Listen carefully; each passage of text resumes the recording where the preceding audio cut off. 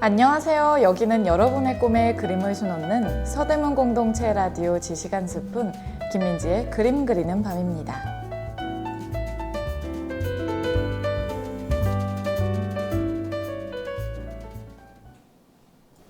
여러분, 지난 한 주도 잘 보내셨죠? 제가 보이는 라디오로 여러분들 찾아뵙게 됐는데요. 깜짝 놀라신 분들도 계실 것 같은데요. 제가 지난 7월 서대문 공동체 라디오와 함께 한 지 벌써 2년이 되어서 무엇을 준비할까 고민해 보다가 여러분들을 보이는 라디오로 찾아뵙고자 이렇게 준비해 봤습니다. 아직 많이 부족하고 설레고 긴장되기도 하지만 평소처럼 여러분들과 재미있는 그림 이야기 나눠보도록 하겠습니다. 자, 우선 이번 주에도 많은 비 예보가 있죠. 어떤 준비를 하면 좋을지 여러분들과 한번 이야기 나눠보도록 하겠습니다. 우선 응급약, 손전등 등을 준비해 놓는 것이 좋습니다. 응급약과 손전등은 호우 상황이 아니더라도 긴급 상황 시에 꼭 필요한 물품들이니 집에 구비해 놓으시면 좋으시겠죠. 그리고 피난 가능한 장소와 비상 연락처를 미리미리 확인해 두시는 것도 참 도움이 됩니다. 또 하수구와 집 주변 배수구를 점검하는 것도 잊지 않으셔야 하고요. 그리고 차가 하천이나 지하 공간 등에 있다면 높은 곳으로 이동해서 주차해 주시는 것을 잊지 말으셔야 합니다. 무엇보다도 기상예보 및 호우 상황에 귀를 기울이면서 신속한 대응을 할 수 있어야겠죠. 기본적인 것들은 이러한데 이제는 많은 분들이 아실 것이라고 생각합니다. 그러면 조금 더 세부적인 상황으로 한번 들어가 볼까요? 많은 비가 내려서 침수 위험이 있는데 그럴 때 자동차를 운전 중이라면 여러분들 어떻게 하시겠어요?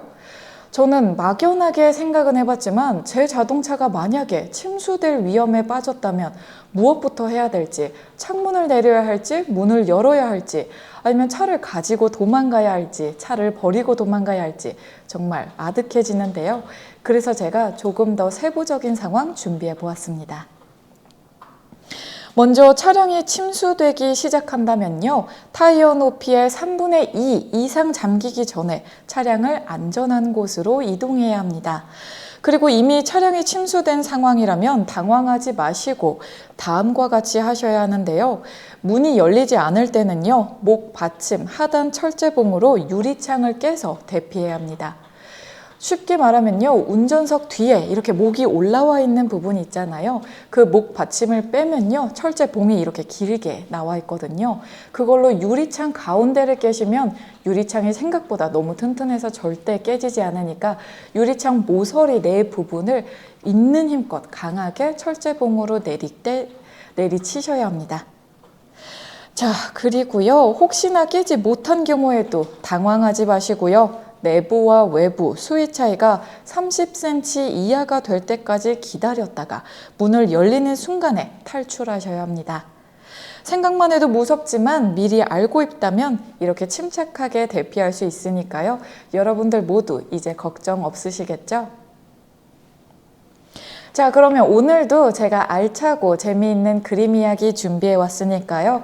저희는 첫 번째 곡 듣고 다시 만나서 그림 이야기 시작해 보도록 하겠습니다.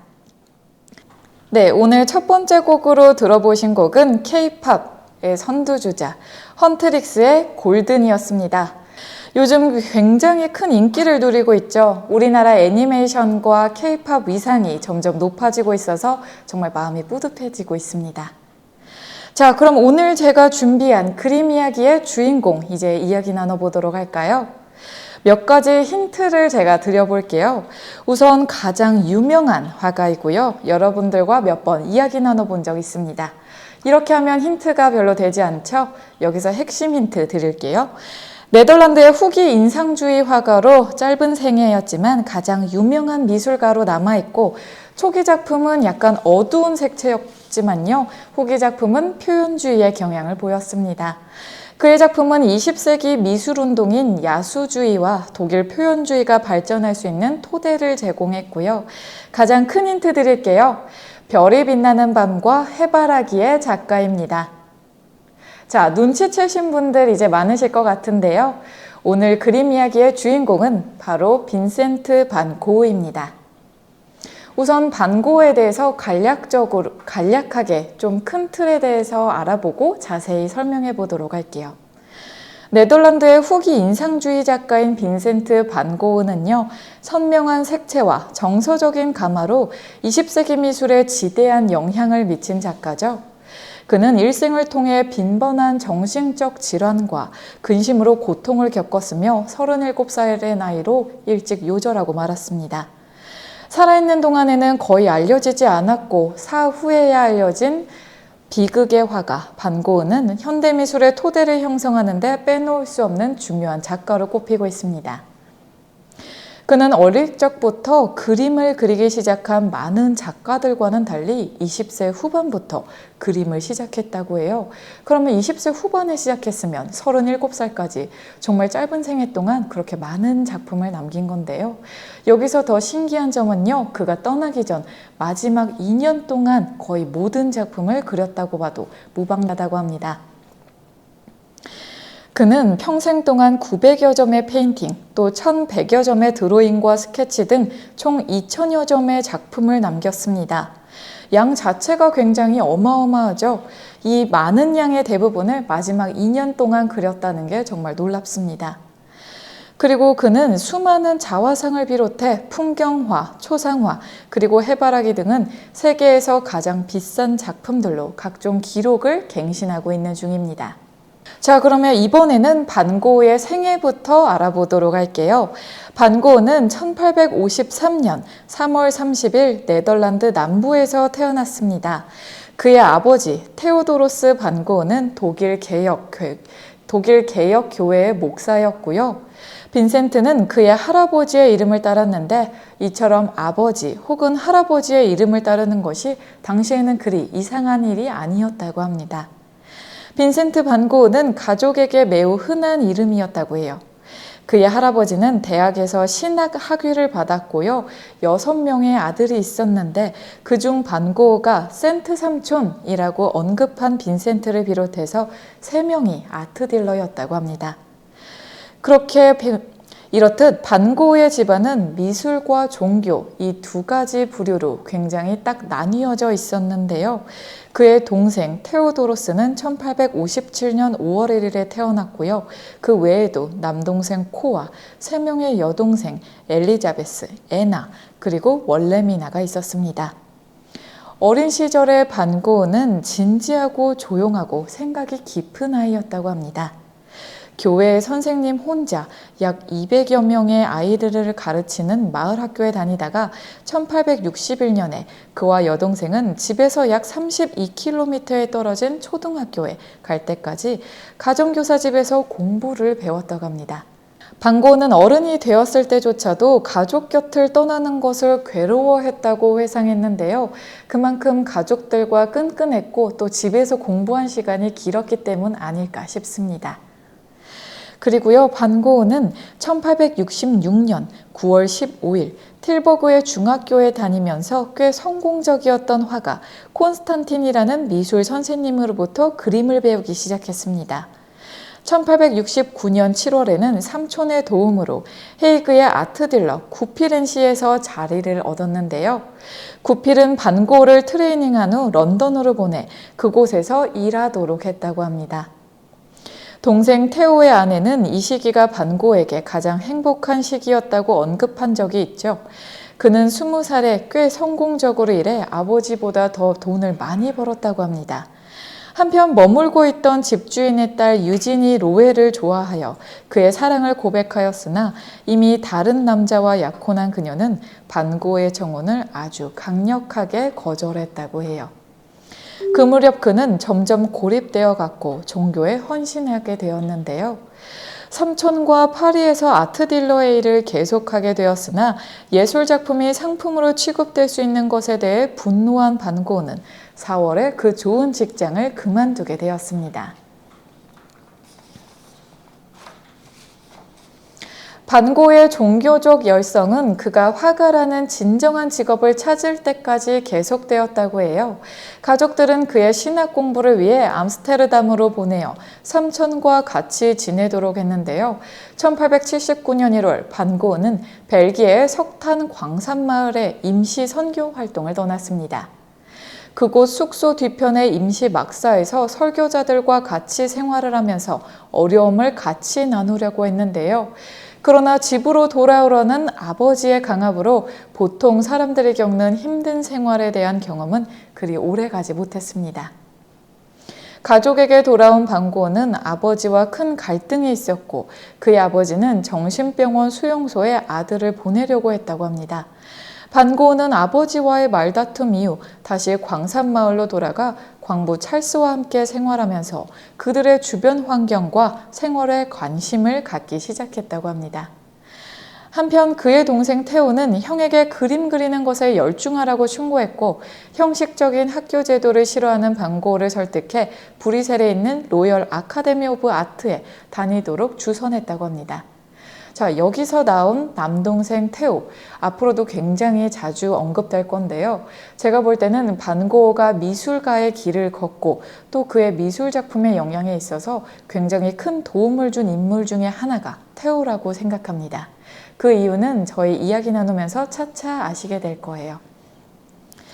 자, 그 학교에서 다니면서 반고는 해부학, 모델링, 그리고 원근법 등은 그림을 그리기 위해 최소한 알아야 하는 것뿐이다 라고 말했다고 해요. 그는 그림을 통해 하느님에게 봉사하기를 원했고 하느님에게 인도하는 화가가 되기를 바랐습니다.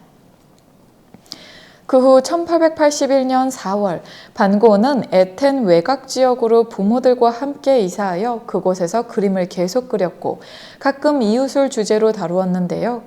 또한 여름 내내 얼마 전 과부가 된 사촌 키보스 스트리커와 걷고 이야기하면서 많은 시간을 함께 보냈다고 하죠. 이렇게 많은 시간을 함께 보내면서 사촌에게 사랑에 빠져버린 반고우. 그녀는 예술가에게 따뜻하게 대해주는 반고우 어머니의 언니 요하네스 스트리커의 딸이었습니다. 그녀는 반고우보다 7살이 많았고요. 8살 된 아들이 있었죠. 반고우는 그녀에게 사랑에 빠져 프로포즈했으나 그녀는 거절하였다고 합니다. 이후 그녀를 만나기 위해 편지를 쓰고 그녀의 아버지를 만났지만 모두 허사였습니다. 그는 램프의 불에 왼손을 갖다 대며 다시 그녀를 만나게 해달라고 필사적으로 매달리다가 정신을 잃었습니다. 다음해 1월 말 반고는 5살 된 딸을 가진 임신한 시엔을 만나고 그 시엔은 7월에 아들 월렘을 낳았습니다. 이 사실을 알게 된 반고의 아버지는 아들이 그녀와 아이를 만나는 것을 적극적으로 막았죠. 반고우는 약 3주간 성병으로 병원에 입원했고 그의 여름 처음으로 유화로 그림을 시작했다고 합니다. 시엔과는 약 1년 넘게 같이 생활했지만 1883년 가을에 헤어졌습니다. 다른 곳으로 이사하려고 생각했으나 시엔은 어려운 살림으로 인해 다시 사창가로 돌아가야 했기 때문이죠. 시엔의 딸은 그녀의 어머니에게, 아들은 그녀의 남동생에게 각각 맡겨졌다고 합니다. 후에 아들 월렘이 12살이 되어 어머니 시엔을 방문했을 때 시엔은 이렇게 말했다고 합니다. 월렘의 아버지는 20년 전 만난 화가이며 이름은 반고이다 라고 말이죠. 네, 그러면은 저희는 반고의 짧은 생애 또 뒤에 알아보도록 하고요. 저희는 여기서 노래 한 곡 듣고 다시 만나보도록 할게요. 이번에 들어보실 곡은요. 우즈의 드라우닝입니다. 네, 여기는 여러분의 꿈에 그림을 수놓는 서대문 공동체 라디오 지시간 스푼 김민지의 그림 그리는 밤입니다. 자, 두 번째로 들어보신 곡은요. 우즈의 드라우닝이었습니다. 자, 이어서 반고의 생애 더 알아보도록 할게요. 그의 유년 시절을 지나서요. 누에넨에서 반고는 열심히 드로잉을 공부했습니다. 많은 아이들에게 돈을 주어 새 둥지를 가져오게 하여 그렸고요. 배 짜는 사람들의 스케치를 많이 했죠. 그 후 1884년 가을 반고우보다 10살이나 많은 이웃집 딸인 마고 베게만은 종종 그가 그림 그리는 곳을 따라다녔습니다. 그녀는 반고우를 사랑했고요. 열정적이지는 않았지만 그녀에게 보답하기 위해 반고우는 결혼을 결심했죠. 그러나 두 집안의 반대로 결혼은 이루어지지 않았고 마고는 약물 과다 복용으로 자살을 시도했다가 병원으로 옮겨져 겨우 목숨을 구하게 되었습니다. 이 사건 이후로 1885년 3월에는 아버지가 심장 발작으로 죽었는데요. 그 이후 반고우는 큰 상실감을 얻게 되었습니다. 반고우는 여러 차례 이렇게 사랑에 실패했는데요. 이렇게 뭔가 뜻대로 결혼까지 잘 이어지지 않아서 반고우가 뭔가 사랑의 결핍이 있었던 것처럼 보이기도 합니다. 자, 그해 봄에 프랑스 파리에서 그의 작품에 처음으로 관심을 보였는데요. 당시 첫 주요 작품으로 생각되는 작품은요, 감자 먹는 사람들입니다. 이때 감자 먹는 사람들이 완성되었고 8월에 전시되었죠. 헤이그의 러스 화랑 유리창에 전시된 이 작품은요, 그의 속에 농부 중에 한 명, 그림 속의 농부 중 한 명이 고소를 했는데요. 그 이후 마을의 목사는 교구민들에게 반고우 그림의 모델이 되는 것을 금지한다라고까지 발표했다고 합니다. 반고우는 그 시기에 몇 가지 정물 시리즈를 그렸는데요. 작품 밀짚 모자와 파이프가 있는 정물, 또 주전자와 신이 있는 정물은 테크닉적으로 굉장히 숙달된 작품들로 여겨지고 있습니다. 두 작품 모두 부드럽고 섬세한 붓터치와 세밀한 색으로 색채된 작품들인데요. 누에넨에 머문 2년 동안 그는 엄청난 드로잉과 수채화를 완성해 나갔습니다. 거의 200여 점의 유화 작품을 제작했으나 대부분이 파손되고 말았는데요. 당시 그의 색조는 너무 어두워서 후에 그의 최고작들과는 차이를 보이고 있습니다. 반고우가 동생 테오에게 자신의 작품을 판매하는데 너무 소홀하다고 불평했을 때 테오는 형의 작품이 너무 어두워서 현재 유행과는 어울리지 않아 형, 조금 더 밝게 그려봐 라고 권유했다고 합니다. 이런 테오의 권유 또 영향으로 인해서 인상주의가 탄생하게 된 거 아닌가 싶은데요. 그 후 1885년 11월 반고우는 안트워프로 옮겨 조그만 방을 빌렸습니다. 거의 돈이 없어서 가난하게 먹었으며 동생 테오가 보내준 돈은 그림 그리는 재료와 모델비로 썼다고 합니다. 빵, 커피, 그리고 담배는 그에게 항상 필요한 것들이었죠. 1886년 2월 고우는 테오에게 편지 쓰기를 1888년 5월 이후로 따뜻한 식사를 한 것은 오직 6번 뿐이야 라고 적었고요. 안트워프에 있는 동안 색채론을 공부하여 그림에 적용했고 미술관의 작품, 특히 루벤스의 작품을 보면서 시간을 보냈습니다. 카민, 코발트, 에메랄드 그린과 같은 색조의 범위를 넓힐 수 있었죠. 또 그는 항만에서 일본의 우키요의 판화 작품을 구입해서 작품의 배경으로 우키요의 양식을 응용했습니다. 여기서 일본 판화 작품 우키요에와 반고우는 정말 뗄래야 뗄 수 없는 관계를 지니고 있죠. 반고우는 나중에 우키요의 작품들만을 모아서 전시를 할 정도였다고 합니다. 그리고 후에 안트워프에서 반고우는 압생트 술을 과하게 마시기 시작했는데요. 의사 커버넬로부터 매독 치료를 받기도 했습니다. 이때 술과 이런 치료로 인해서 반고우의 몸 상태는 현저히 나빠졌다고 해요. 그는 아카데미 공부를 하지 않았음에도 불구하고 안트워프에 있는 아카데미 오브 파인아트의 입학시험에 매우 높은 성적으로 통과했고요. 1886년 1월에 페인팅과 드로잉의 입학 허가를 받았습니다. 그 후 반고우는 1886년 3월 페르난도 코몬의 작업실에서 그림 그리기 위해 파리로 여행을 떠났고요. 몽마르트에 있는 테오의 아파트에서 지냈습니다.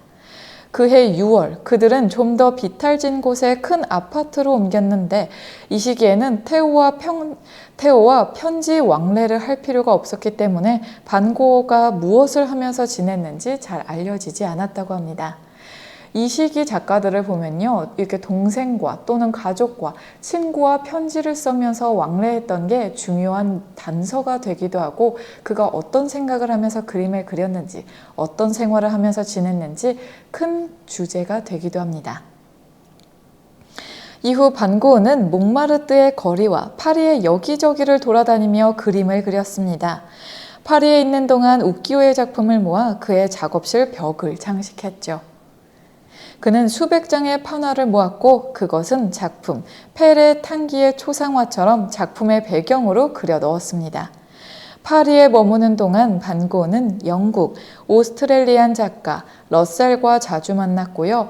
버나드, 안퀘틴, 고흐의 초상화를 그린 툴루즈 로트렉 등과도 자주 만났습니다. 그는 인상주의에 쉽게 접근할 수 있었고 1886년에 두 개의 큰 새로운 전시를 열었습니다. 쇠락, 신약 작품들로 구성된 전시회는 처음으로 후기 인상주의를 만들었죠. 동생 테오 또한 그의 갤러리에 모네, 시슬리, 드가, 피사로 등 몽마르트의 인상주의 작품들을 꾸준히 모았습니다. 그 후 고흐는 아스니에르로 거처를 옮겨 신약과 가까워졌는데요. 그의 친구 버나드와 함께 고흐는 점묘주의의 요소를 받아들였습니다. 멀리서 보았을 때 캔버스에서 섞인 색조로 보여지는 작은 점들로 구성하는 기법으로 보색으로 서로를 강조하고 있죠. 예를 들면 파란색과 오렌지색은 나란히 놓았을 때 서로 강조하면서 대비를 이루고 그 대비가 굉장히 극으로 달하며 좋은 효과를 내기도 합니다. 그 후 1887년 11월 테오와 반고은은 파리에 막 도착한 폴 고갱을 만나 친구가 되었습니다. 그 해가 끝나갈 무렵 그는 버나드, 안퀘틴, 로트렉 등과 함께 몽마르트의 레스토랑에서 전시회를 계획했죠. 버나드와 안퀘틴은 처음으로 그들의 작품을 팔았고요. 반고은은 곧 퐁타방 지방으로 출발하는 고갱과 서로 작품을 교환했습니다. 여기서부터 고갱과 좀 친해지고 싶었던 반고의 마음이 느껴지죠. 이 전시회가 개최되는 동안 예술과 작가 그리고 사회적 상황에 대한 토론이 이어졌고 피사로와 그의 아들 루시엔, 신약 그리고 쇠라 같은 작가들이 참여하며 전시가 점점 확대되었다고 합니다.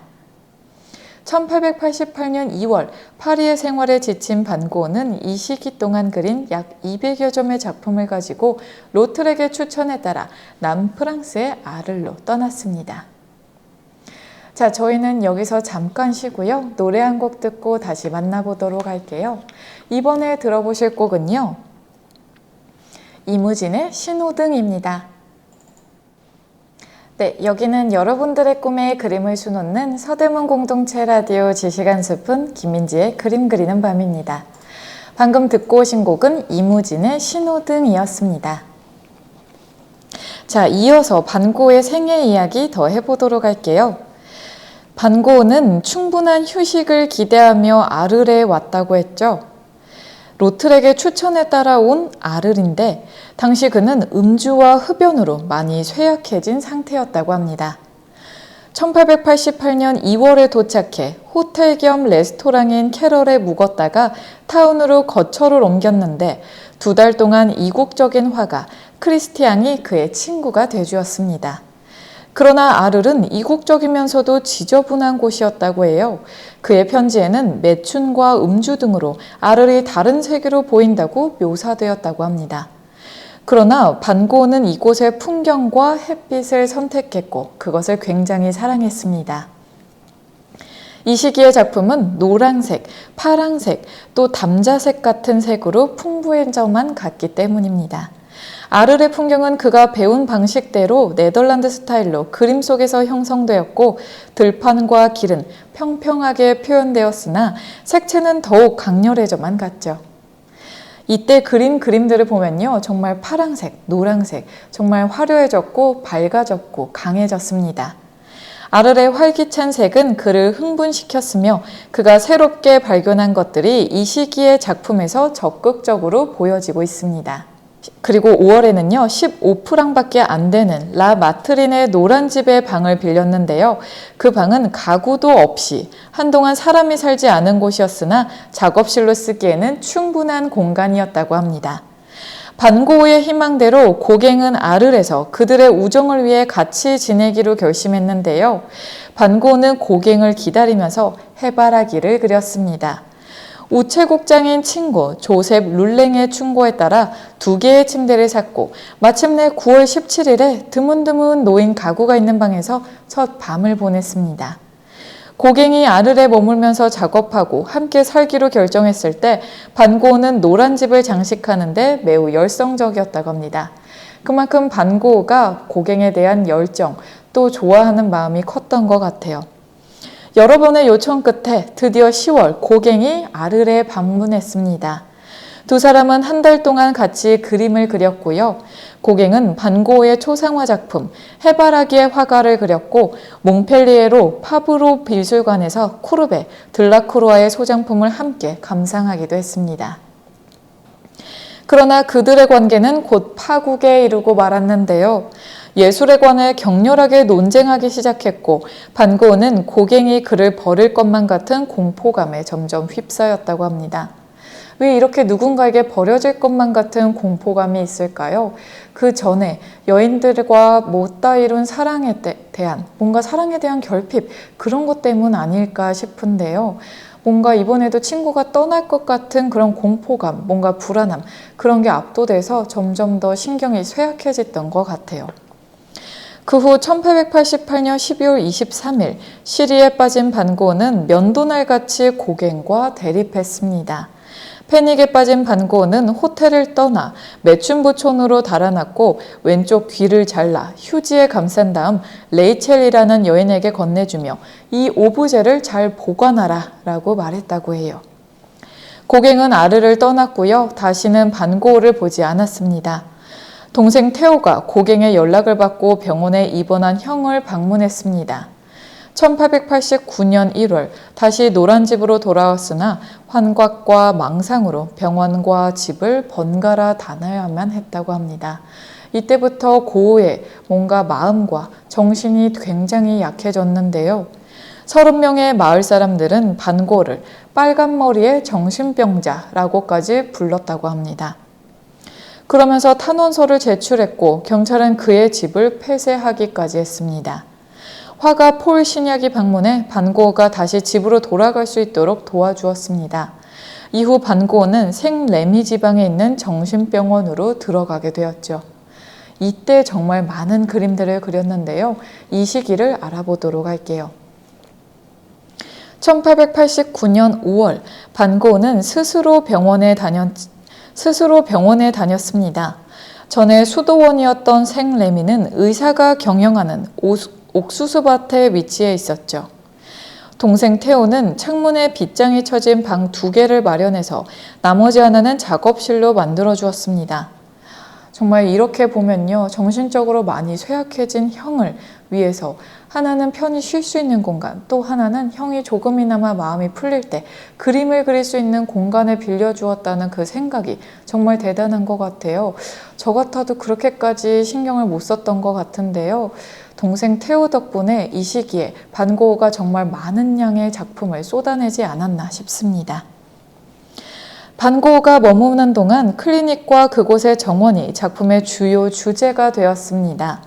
그는 병원 인테리어를 위해 작품 정신병원의 현관과 같은 작품을 제작했고 이 시기에 몇몇 작품은 그의 대표 작품 아르레 별이 빛나는 밤을 포함해 소용돌이치는 특징을 보여줍니다.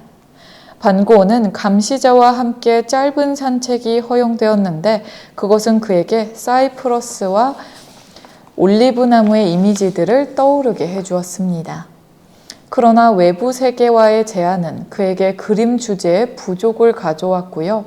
그 결과 자신의 초기 작품에 변화를 주는 것뿐만 아니라 다른 작품들을 해석하는 작업, 예를 들면 밀레의 작품, 씨 뿌리는 사람을 분석해서 모방하거나 그와 비슷한 작업을 해나갔습니다. 반고우는 밀레의 예찬자였고요. 자신의 모방을 음악가가 해석하는 베토벤에 비유했습니다. 이 시기에 정말 많은 작품이 그려졌다고 했잖아요. 저희는 여기서 잠깐 쉬고 노래 한 곡 듣고 와서 이야기 이어나가 보도록 할게요.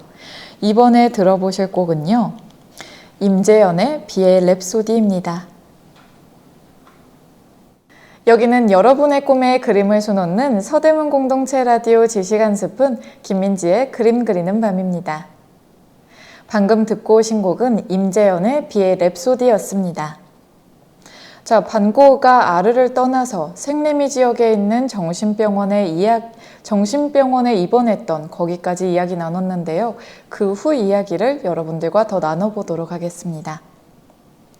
1890년 5월 반고흐는 클리닉을 떠나 파리 근교의 오베르의 닥터 가셰 가까이로 옮겼습니다. 이곳은 또한 동생 테오와도 가까운 거리였죠.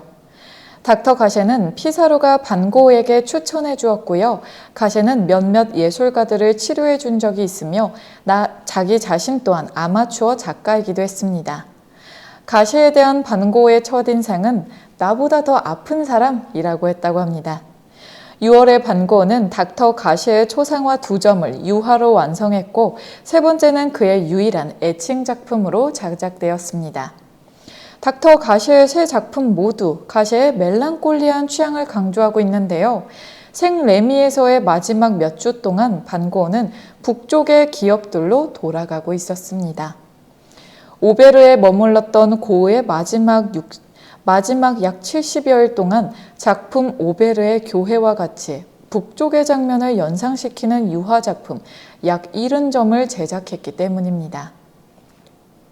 그 후 병원에서 나온 반고흐는 1889년 12월 심각한 좌절을 겪었습니다.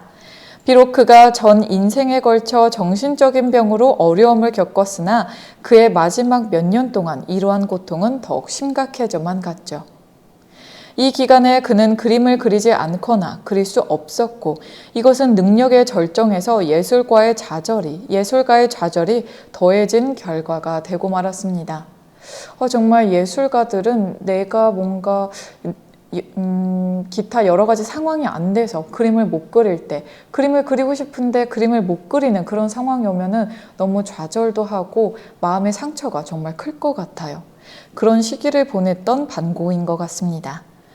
반고흐의 우울증은 점점 심해졌고요. 1890년 7월 27일 37살의 나이로 들판으로 걸어가서 권총으로 그의 가슴을 겨냥했습니다. 간신히 남아있는 힘을 가지고 자신이 얼마나 치명적인 상태인지를 알지 못한 채 자신의 집으로 되돌아갔다고 합니다. 그는 서둘러서 도착한 동생 테오가 지켜보는 가운데 이틀 후에 숨을 거두었습니다. 마지막으로 반고흐는 고통은 영원하다 라는 유명한 말을 남겼습니다. 반고흐가 좋은 배우자를 만났더라면 혹은 고갱과 좋은 관계를 유지하며 아르에서 계속 그림을 그렸다면 그의 마지막이 달라지지 않았을까요? 천재적인 반고흐, 그의 작품들은 현재 전 세계인에게 사랑받는데 너무 이른 나이에 생을 마감한 것이 굉장히 안타까울 뿐입니다. 자, 이렇게 여러분들과 함께 빈센트 반 고흐의 생애에 대해서 좀 자세히 알아봤는데요. 반 고흐의 대표 작품들 알아보는 시간 가져보도록 할게요. 반 고흐의 대표 작품 하면 가장 먼저 떠오르는 작품 어떤 것들이 있으신가요? 저는 별이 빛나는 밤, 이게 가장 먼저 떠오르는데요. 이 작품은 굉장히 많은 곳에 가면은 많이 있죠. 에코백에도 이렇게 프린팅이 되어 있고 식당 벽에도 걸려 있고 필통에도 있고 우산에도 있고 저도 하나 있는데요. 그 유명한 작품에 대해서 이야기 나눠볼게요. 우선 별이 빛나는 밤 작품은요. 1889년에 제작되었고요. 캔버스의 유화 작품으로 크기는 73.7cm 곱하기 92.1cm로 생각보다 그렇게 크지 않습니다. 현재는 뉴욕 현대미술관에서 소장 중입니다.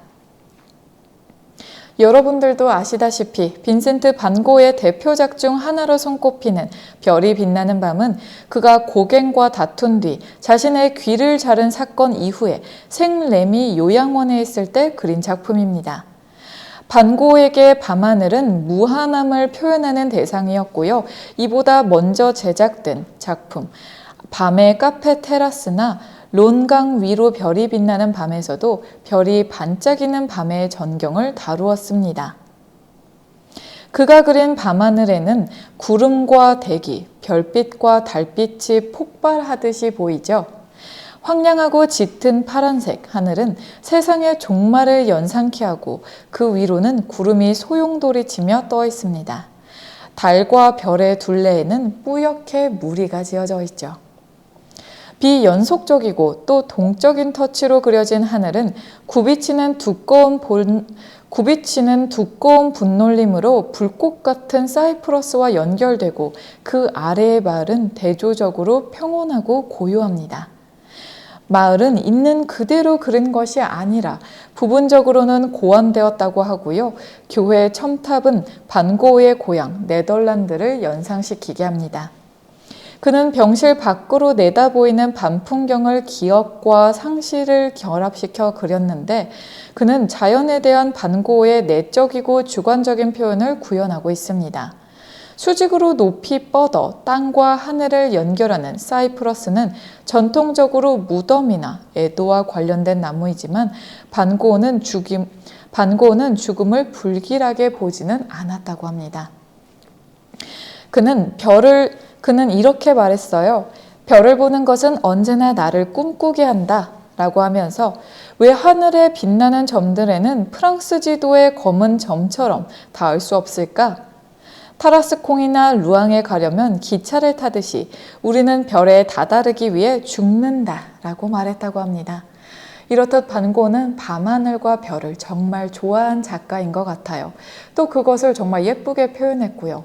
밤하늘이 어떻게 보면 그냥 새까맣게 보일 수 있는데 너무나도 예쁘고 청량하기까지 보이는 그 파란색을 써가면서 또 콕콕 박힌 별을 너무나도 반짝이게 잘 표현해냈죠.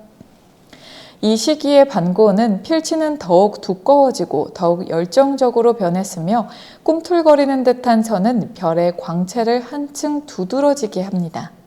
이 시기의 특징은 회오리 치는 듯 꿈틀거리는 필치, 이것인데요.